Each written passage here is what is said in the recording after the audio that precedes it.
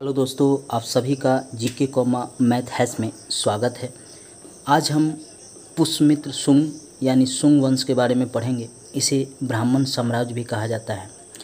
इसका कारण है कि मौर्य साम्राज्य के पतन के बाद यहाँ पे शुंग शासन की स्थापना हुई थी। अंतिम मौर्य शासक बृहदत्त की हत्या उसके सेनापति पुष्यमित्र शुंग ने कर दी और खुद शुंग वंश का शासक बन गया। लेकिन जहाँ मौर्य साम्राज्य पश्चिम में अफ़गानिस्तान, पाकिस्तान से लेकर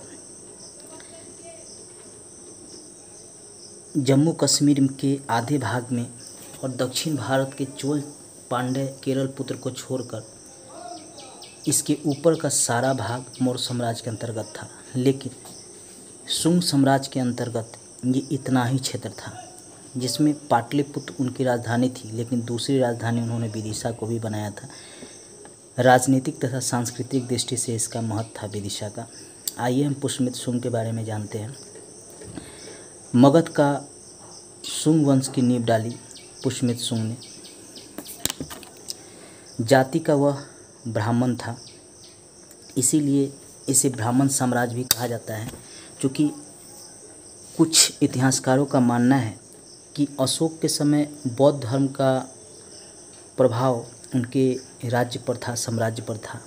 इसी के विरोध में ब्राह्मण धर्म के लोगों ने पुष्यमित्र शुंग को समर्थन किया और पुष्यमित्र शुंग ने मौर्य साम्राज्य के अंतिम शासक बृहदत्त की हत्या कर खुद शासक बन गया। इसने भी राजधानी पाटलिपुत्र को बनाए रखा, लेकिन दूसरी राजधानी इसने विदिशा को बनाया। इसने मीनांडर को हराया था। हमेशा पूछता है कि मीनांडर को किस शुंग शासक ने हराया था, तो याद रखिएगा इंडो यूनानी शासक मीनांडर था जिसको पुष्यमित्र शुंग ने हराया था। बराबर क्वेश्चन पूछता है हर पीसीएस में, ये कुछ क्वेश्चन पूछता है, चाहे वह बीपीएससी हो, एसएससी हो, यूपी पीसीएस हो, एमपी पीसीएस हो, राजस्थान पीसीएस हो। सभी पीसीएस में खासकर इंडो यूनानी शासक मीनांडर को किसने हराया यह पूछता है, तो पुष्यमित्र शुंग ने हराया। इसको याद रखिएगा। इसने 2 बार अश्वमेध यज्ञ किया था और इसके पुरोहित पतंजलि थे। हमेशा प्रश्न पूछता है कि किसने 2 बार अश्वमेध यज्ञ कराया था, तो पुष्यमित्र शुंग ने कराया था। इसने भरहुत स्तूप का निर्माण कराया था। हमेशा कहा जाता है कि यह बौद्ध धर्म विरोधी था। इसने कई स्तूपों को तोड़वा दिया। खासकर अशोक ने जो 84,000 स्तूप का निर्माण कराया था उसको पुष्यमित्र शुंग ने तोड़वा दिया। फिर भी इसने भरहुत स्तूप का निर्माण कराया। यह दर्शाता है कि इसके शासन में भी कुछ बौद्ध धर्म के मानने वाले थे। पुष्यमित्र शुंग का पुत्र अग्निमित्र उस समय विदिशा का शासक था। सेना का नेतृत्व भी राजकुमार करते थे। मंत्री परिषद राजा को सहायता करने के लिए हुआ करता था। ग्राम शासन की छोटी इकाई होती थी। मौर्य काल में भी ग्राम शासन की सबसे छोटी इकाई थी और इस काल में भी ग्राम शासन की सबसे छोटी इकाई थी। बौद्धों पर अत्याचार इसने किया। किसने? पुष्यमित्र शुंग ने। ऐसा माना जाता है कि ये बौद्ध जो थे यवनों को मदद कर रहे थे और पुष्यमित्र शुंग बार बार यवनों को इस क्षेत्र पर कब्जा करने से रोक रहा था।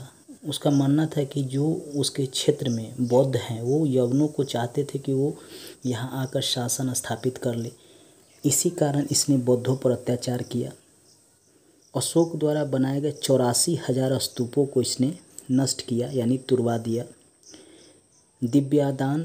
दिव्यावदान जो बौद्ध ग्रंथ है उसके अनुसार इसके शासन में कुछ बौद्ध भी नियुक्त किए गए थे शासन में। इसलिए यह कहना कि यह बौद्ध विरोधी था यह पूर्ण रूप से सत्य नहीं है। कुछ इतिहासकार ऐसा मानते हैं कि यह बौद्धों के विरुद्ध था। इसने 36 वर्षों तक शासन किया था, यह पुराण के अनुसार मानना है। पुष्यमित्र शुंग की मृत्यु के बाद उसका पुत्र अग्निमित्र शासक बना। 8 वर्षों तक वह शासक रहा। कालिदास के नाटक मालविकाग्नि मित्र का वह नायक था। हमेशा यह प्रश्न पूछता है कि कालिदास के नाटक मालविकाग्नि मित्र का नायक कौन था, तो ये अग्निमित्र था। अग्निमित्र के बाद वसुज्येष्ठ या सुज्येष्ठ शासक बना और वसुज्येष्ठ के बाद वसुमित्र शासक बना। चूँकि वसुज्येष्ठ के बारे में इतिहास में उतनी चर्चा नहीं है जितना वसुमित्र के बारे में चर्चा है। शुंग वंश में मुख्य रूप से पुष्यमित्र शुंग, अग्निमित्र और वसुमित्र का ही अधिक इतिहास में चर्चा है, बताया गया है। पुष्यमित्र के शासनकाल में उत्तर पश्चिम सीमा प्रांत का राज्यपाल वसुमित्र था। मित्रदेव ने उसकी हत्या कर दी थी जब वह संगीत का आनंद ले रहा था। उसी समय मित्रदेव ने उसकी हत्या कर दी। किसकी? वसुमित्र की। इस वंश का 9वां शासक भागवत था, जो सबसे शक्तिशाली शासक माना जाता है। भागवत के दरबार में तक्षशिला का यवन नरेश, एंटियालकीडस का राजदूत हेलियोडोरस विदिशा स्थित उसके दरबार में आया था। बराबर ये प्रश्न पूछा जाता है, कई बार पीसीएस में पूछा गया, चाहे वह बीपीएससी हो, यूपीएससी हो, एसएससी हो, बैंकिंग हो, यूपी पीसीएस हो, एमपी पीसीएस हो, राजस्थान पीसीएस हो, उसमें ये हमेशा ही पूछा जाता है। इसके भागवत धर्म ग्रहण कर लिया कौन? भागवत धर्म ग्रहण कर लिया कौन? 9वां शासक जो भागवत था, इसने भागवत धर्म को अपना लिया और विदिशा में गरुड़ स्तंभ की स्थापना की। ये विदिशा है, यहीं पे इसने गरुड़ स्तंभ की स्थापना किया था। हमेशा पूछता है कि गरुड़ स्तंभ की स्थापना किसने किया था, तो याद रखिएगा भागवत ने गरुड़ स्तंभ की स्थापना किया था। भगवान विष्णु की इसने पूजा की थी भागवत ने। इसका एक और नाम था भागवत को, इसको माघ भद्र भी कहा जाता था, यह भी याद रखिएगा, माघ भद्र भी कहा जाता था भागवत को। ये दोनों नाम से यह इतिहास में प्रचलित है। मुख्य रूप से ये पूछा जाता है कि विदिशा में किसने गरुड़ स्तंभ की स्थापना की, उस समय शासक कौन था और किसके काल में हेलियोडोरस विदिशा आया था। तो याद रखिएगा भागवत के समय हेलियोडोरस उसके दरबार में विदिशा आया था और इसने भागवत धर्म को अपना लिया और गरुड़ स्तंभ की स्थापना ये विदिशा में करवाया था, जो विदिशा शुंग वंश की दूसरी राजधानी जो थी। देवभूति शुंग वंश का अंतिम शासक था, जिसकी हत्या 73 ईसा पूर्व में वासुदेव ने कर दी और कौरव वंश का शासन स्थापित किया और वह स्वयं शासक बन गया वासुदेव। यह भी ब्राह्मण था वासुदेव, कौरव वंश के लोग भी ब्राह्मण थे। आगे वासुदेव के वंशज जो थे सुशर्मा, ये अंतिम कौरव वंश के शासक थे, जिनकी हत्या सिमुक ने कर दिया और सातवाहन वंश की स्थापना किया था। हमेशा ही पूछता है कि पुष्यमित्र शुंग ने जिस साम्राज्य के स्थापित किया था उस वंश के अंतिम शासक की हत्या किसने की, यानी देवभूति की हत्या किसने की, तो याद रखिएगा वासुदेव की। और कौरव वंश के अंतिम शासक सुशर्मा की हत्या किसने की, तो सिमुक ने की। सिमुक ने की। ये जो सिमुक था ये सातवाहन वंश का था